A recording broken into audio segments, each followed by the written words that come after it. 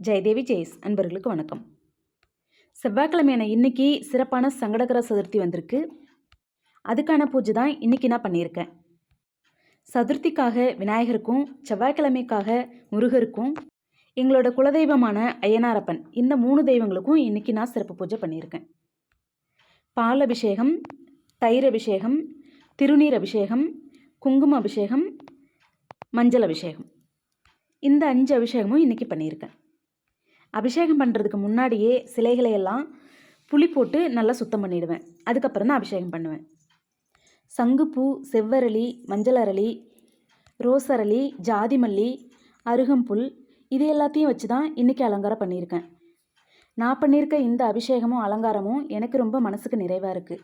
உங்களுக்கும் இந்த பூஜை பிடிச்சிருந்தா லைக் பண்ணுங்கள், ஷேர் பண்ணுங்கள், கமெண்ட் பண்ணுங்கள். அப்படியே நம்ம சேனலை சப்ஸ்கிரைப் பண்ணாதவங்க பண்ணிக்கோங்க. நன்றி, வணக்கம்.